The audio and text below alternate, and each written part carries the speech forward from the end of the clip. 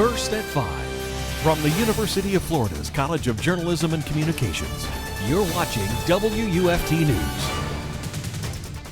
A dangerous heat wave is baking much of the western U.S. and is responsible for the deaths of at least 28 people. This is WUFT's First at 5. I'm Tatyana White. And I'm Valentina Sandoval. The conditions fare worse in Houston and surrounding areas dealing with ongoing power outages, left in the wake of then Hurricane Beryl. As Laura Aguirre explains, energy company officials in the Lone Star State are finding themselves in the eye of a different storm. This is the largest outage in our history. Much like the unrelenting deadly temperatures searing Texas Thursday, the heat is rising around CenterPoint Energy executives to address more than 1 million power outages remaining statewide after Beryl's powerful punch on Monday. Leaders in hard-hit cities like Houston want answers and action. We've committed within 48 hours to get 50% of our customers back on. We are on target to do that. CenterPoint officials say it takes time and resources to accommodate the thousands of additional crews mobilizing to help. You have to make sure that you have the facilities, the food, the catering, everything necessary that takes place. Some frustrated residents complain that CenterPoint's online outage tracker isn't updating properly. We're working on the accuracy right now. Don't worry, we know you're out of power and we are going to get to you. Getting to those in need has been a major challenge for rescue crews in the western U.S. We're definitely getting a lot more calls in the city. Another day with triple-digit highs across the region means even walking outside can turn lethal fast. People underestimate because they're not going out with the intention to do a 10-mile hike. And even skilled rescuers must calculate heat risk when calls come in. Is the likelihood of us finding this person better than the risk of one of our own getting hurt or someone else, getting injured in the process? A gamble to consider as forecasters predict the savage heat will continue for some parts of the West into the weekend. I'm Laura Aguirre reporting. Like Texas, it has been hot here in North Florida as we take a live look at Paynes Prairie from our DOT camera. That heat has been close to our average highs for July. We have been under a mostly cloudy sky today, but so far, most of north central Florida has remained dry this afternoon. UF forecaster Reuben joins us now with the weather forecast. Thank you, Tatyana. As we're taking a current look at the storm tracker, right now we're not seeing much in Florida as far as storm squirrel, but let's talk about those dangerous heats that's been affecting Texas. As you can see, it feels like 100-degree weather for Austin. They're over 101. As you can look around, San Antonio's at 97. Curo's at 97, but due to the recent showers amongst the Houston area, it's cooled down. But there is still a heat advisory as up until 9 p.m. It's important for those in the Houston area to keep an eye out for the temperatures. Now let's take a look at the home base. As you're feeling mostly Florida weather, you're seeing about 90-degree weather with Jacksonville's up 94. They're leading the pack. If you're in Daytona, you're benefiting from that Atlantic coast cool breeze. Now let's take a look at the potential tropical cyclone that's affecting central and the Atlantic coast. Central Florida is seeing most of it right now, but the chances of that happening is not likely. I wouldn't put my eggs in that basket. Coming up, we have more on the warm and humidity tonight, a stormier weekend, and tropical impacts. Deputies in Marion County are looking for a missing man they believe may be in danger.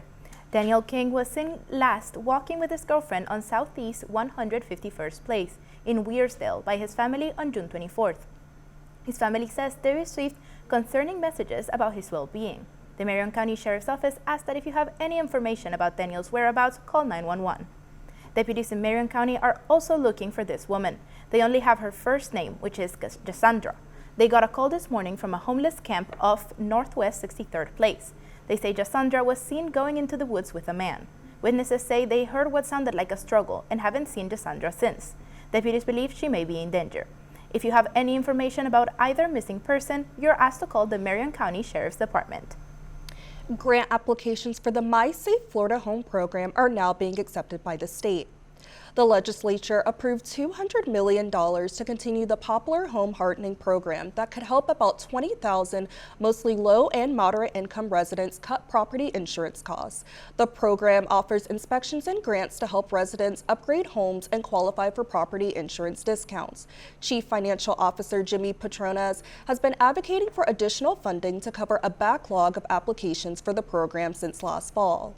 You can drop your premiums up to 50% if you participate in that program in 1 year.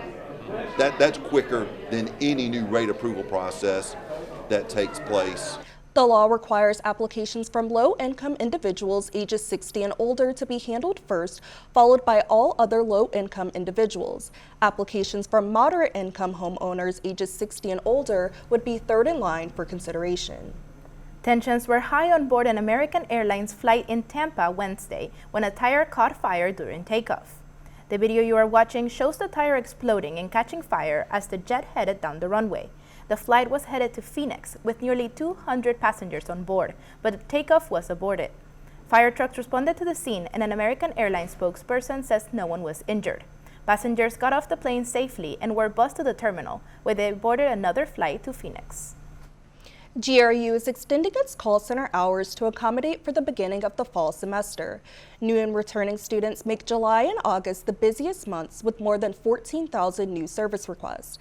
Phone lines will be open from 7:30 a.m. to 7 p.m., Monday through Friday beginning July 15th.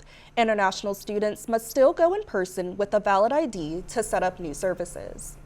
And back-to-school events are shaping up in Marion County. The inaugural Ocala Kids Fest is taking place at the World Equestrian Center next month. The festival is taking place August 10th and 11th on Northwest 87th Court Road in Ocala. Organizers say it will offer a wide variety of attractions, including animal encounters and character appearances. Tickets are $8 in advance or $12 at the event. Coming up next, when First at 5 returns, Governor Ron DeSantis is heading to the next week's Republican National Convention, the movement that propelled Florida's governor to become a speaker at the event. Plus, consumers could soon see more money back in their wallets. Why experts say inflation is finally cooling off after rising the last 4 years. We'll be right back. You're watching WUFT-TV News. President Biden is back in the international spotlight today with a news conference bringing an end to the NATO conference. It comes as the president continues to face mounting pressure to bow out of the presidential race. As Alice Barr reports, a Senate Democrat has come forward calling for a new nominee. With the eyes of world leaders and the weight of his political future upon him, President Biden preparing to close out the NATO summit with a rare solo press conference. The president touting support for Ukraine. Ukraine will prevail, and I want you to know we're going to be with you every step of the way. And strengthened alliances with world leaders, though it's impossible to ignore the challenge he faces from domestic allies. The Capitol Hill Democrats calling for him to drop out of the race. Vermont's Peter Welch, the first public Senate defection. I'm expressing my opinion. Ultimately the president's going to have to make his own decision. Senior Biden campaign advisors meeting today with Senate Democrats to address their concerns. The president's team has to present a path based on facts and data. While party leadership is standing by President Biden, the top House Democrat said members are having what he called candid, clear-eyed, and comprehensive family discussions. I'm going to respect the sanctity of those conversations until we conclude that process. Those supporting the president. Our president has delivered for our manufacturing economy. Increasingly anxious about the turmoil. I can't walk out my front door without people talking to me about how worried they are about Donald Trump. The Biden campaign looking to refocus on his opponent with a new ad. So why does Donald Trump keep siding with Putin? Going on offense and sending a message to NATO allies and members of his own party. He's not going away. In Washington, Alice Barr, NBC News. Florida Governor Ron DeSantis is now slated to speak at the Republican National Convention next week in Milwaukee. The announcement comes after DeSantis and Donald Trump attempted to put their rocky relationship behind them, following fierce attacks during the GOP presidential primary. After dropping out of the race in January, DeSantis said he is supporting fundraising efforts and backing former President Donald Trump's campaign. The RNC appearance announcement follows previous reports that DeSantis was not initially invited to speak at the convention. Observers say backlash from his supporters may have spurred the change. Hollywood is mourning the loss of actress Shelley Duvall. She died in her sleep from complications with diabetes at her home in Blanco, Texas. Duvall was best known for her roles in the films The Shining and Popeye, among several other movies and TV shows. She retired from acting in 2002, but she returned to the big screen in 2022 when she played a role in the film The Forest Hills.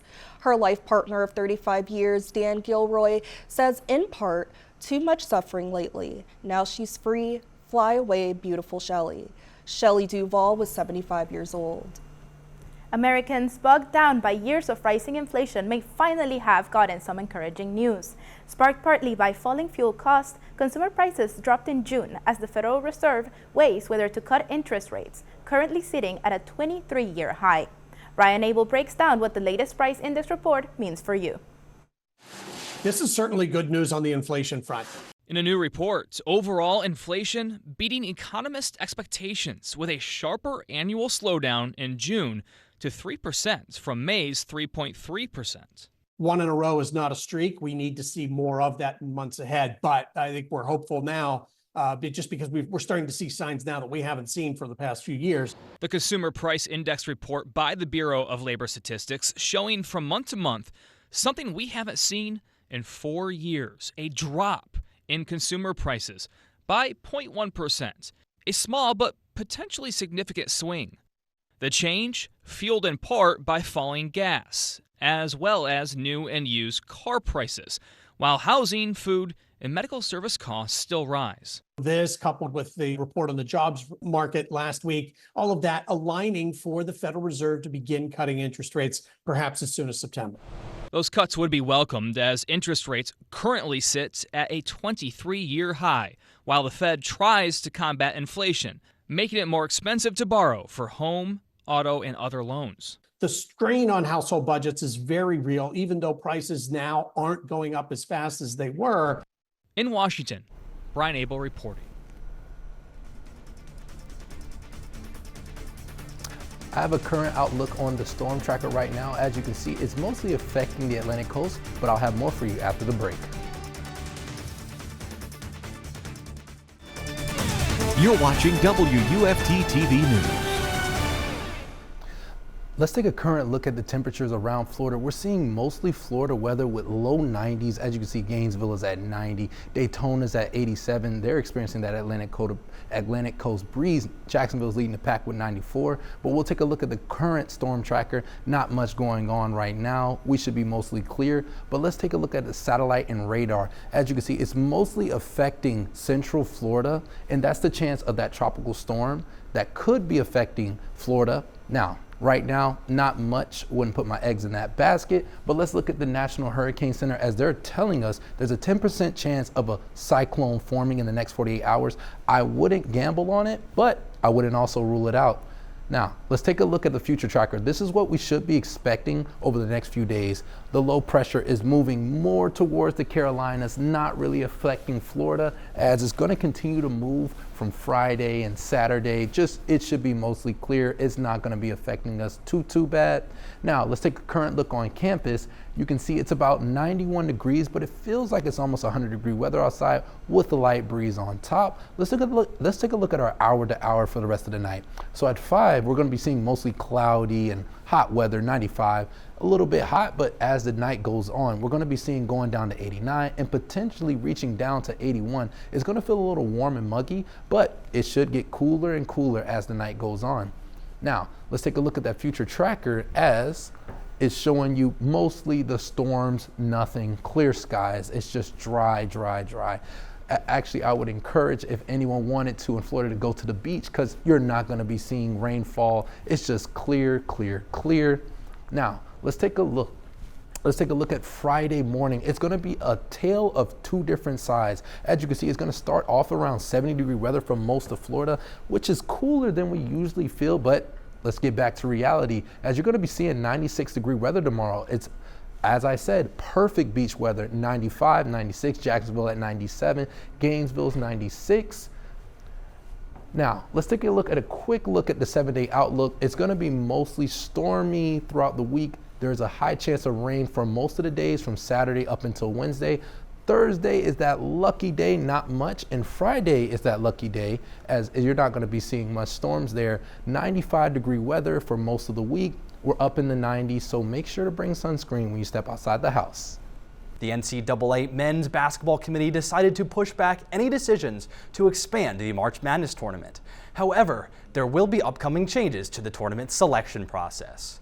At least for 2025, the tournament format will remain the same with 68 teams. But the new selection process could change which teams make the big dance. The selection committee will start using a new advanced metric as well as a stat called wins above bubble. So the Gators will have 2 more metrics to consider as they look to make it back to March Madness in Todd Golden's 3rd season as head coach. Gators volleyball landed 2nd on the SEC preseason coaches poll, only trailing 2-time defending champion Texas. Florida's Alexis Stuckey and Kennedy Martin were both named to the SEC all-preseason team. With 12 returning players from last year's team, the Gators will look to build off a season where they finished as the 19th ranked team in the country. Florida begins its season against Colorado State on August 30th. Thank you, Ben. Now before we go, one last check on the weather. Let's take a look at a 7-day outlook. Mostly for the week, it's going to be somewhat stormy. It should be around 90-degree weather for most of the days throughout the week, but mostly from Saturday to Wednesday, make sure to bring an umbrella as there's a chance you could get rained on. Thanks for joining us. We're back here tomorrow for another edition of First at 5. But your North Central Florida news is always on at WUFT.org and on all our social media platforms. Have a good night.